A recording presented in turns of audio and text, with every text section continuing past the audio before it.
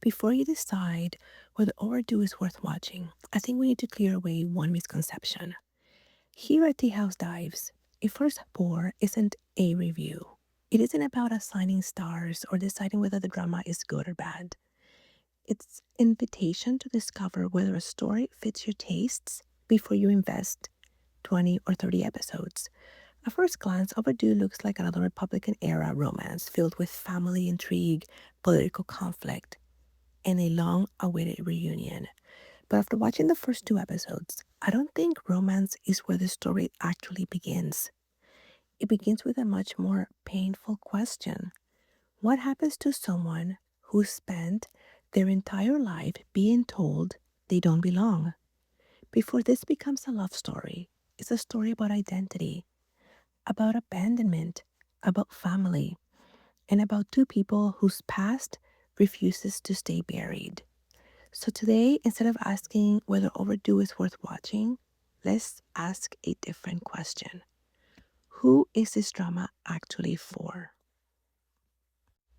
This isn't really a romance. Everyone seems to be talking about the reunion between the main leads.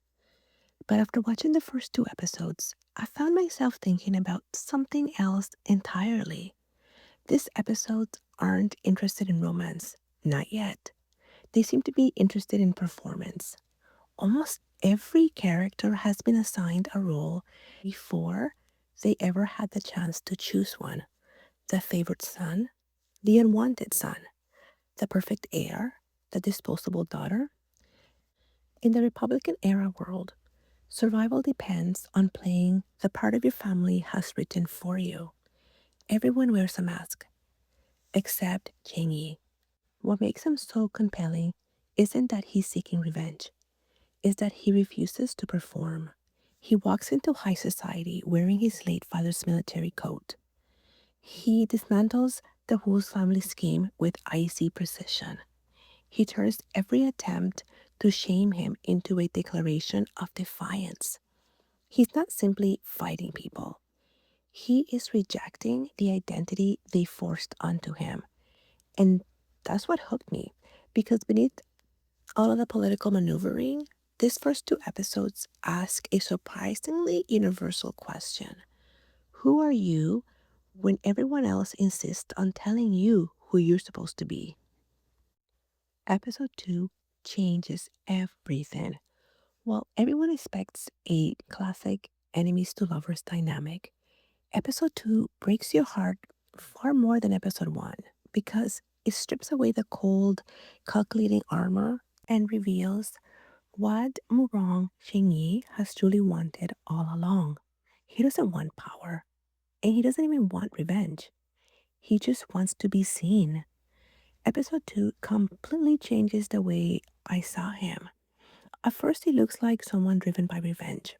He's sarcastic, calculating, almost impossible to read. But the flashbacks reveal something much sadder. Every important relationship in his life taught him the same lesson. You are unwanted. He was swapped at birth, passed between two families, blamed for tragedies he didn't create. Even when he finally returns to his biological family, he watches another man receive the affection that should have been his. Suddenly, the military code from episode 1 means something completely different. It isn't arrogance. It isn't rebellion. It's grief.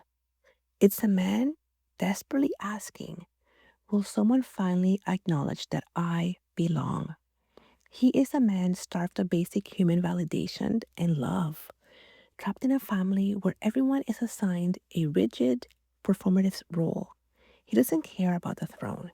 He is just a man standing in the wreckage of a life built on abandonment, wondering why he always has to be the one left alone in the dark. Their letters. What fascinated me wasn't simply that they exchanged letters, it was how they communicated. Their relationship begins with insults, not because they are cruel, but because cruelty becomes a language only the intended recipient would recognize. In a world where ordinary letters might disappear, hate becomes camouflage, and I love that idea. because it immediately tells us something about Susu. She survives by adapting. She turns even pain into a tool. It makes me wonder if she's still using their language in the present time. He managed to decode her hidden messages 3 years ago. Could every sharp look, every deliberate word, and every calculated move today actually be her own version of a coded letter? Also, I really loved how this scene was filmed. I like how they used a long divided table with separate windows showing the respective locations across the country. It visually captured their physical distance while highlighting how intimately close their minds are becoming. And through these letters, we see why they actually fit. Chi calls them Duhuo, the high altitude herb that grows entirely alone and independent in harsh conditions. Chi recognizes that his cold exterior is just a defense mechanism built by a life of pain. These playful letters completely changes the tone of the drama. They don't fall in love simply because of fate.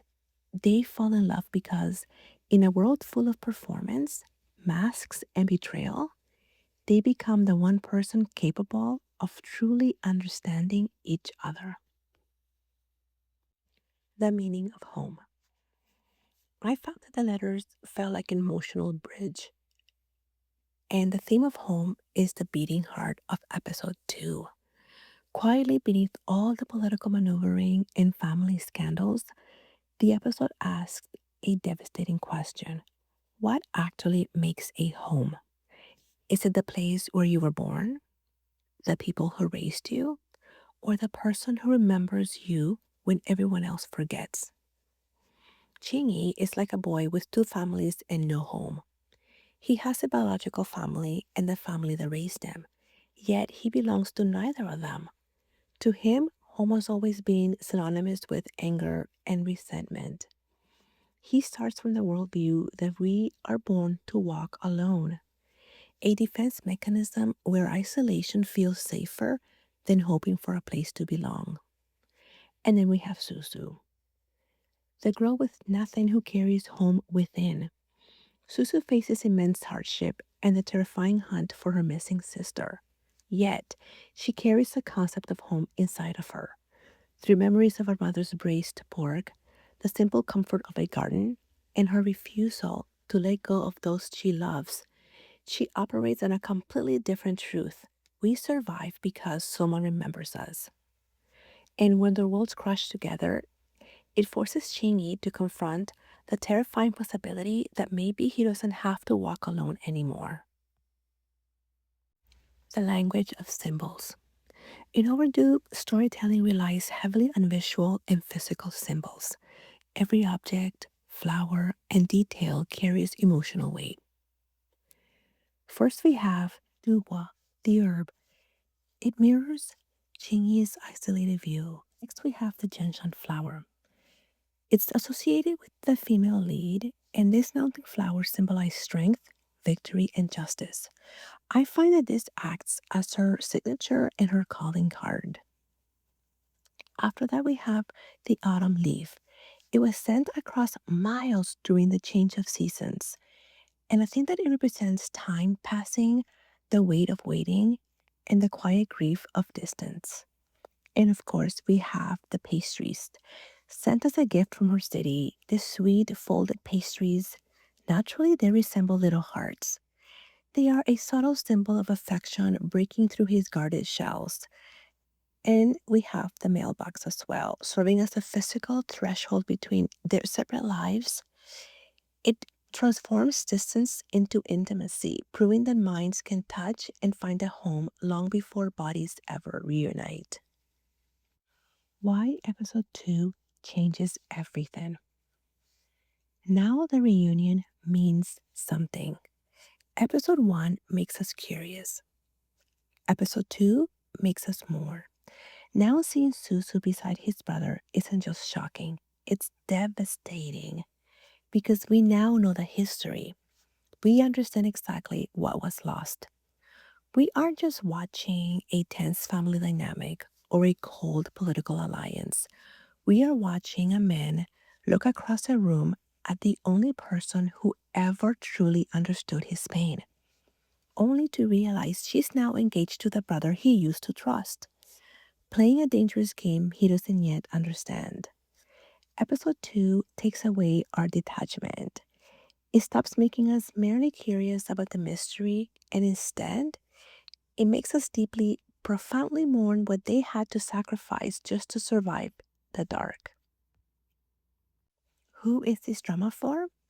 If you watch drama primarily for production value, this one may not immediately pull you in. But if you're the kind of viewer who enjoys stories where symbolism matters, where letters can transform into a unexpected love story, where characters carry years of emotional baggage, where political alliances hide deeply personal wounds, then I think these first two episodes have laid a fascinating foundation. This drama is for you if you love meaningful symbolism, slow burn intellectual connections, and character driven psychology. If you want a moody, deeply psychological Republican era mystery where the past dictates every move and the romance is forged in fire and ink, Overdo offers a premiere worth diving into. After two episodes, I don't think Overdo is trying to tell the fastest story. I think it's trying to earn every emotional moment. It's building a world where flowers carry memories, letters become lifelines, and silence often says more than dialogue. Whether those ideas resonate with you is something only you can decide. But if you're someone who enjoys character driven mysteries, layered symbolism, and stories where the past refuses to let go of the present, I think Overdue is a drama worth pouring your first cup of tea for.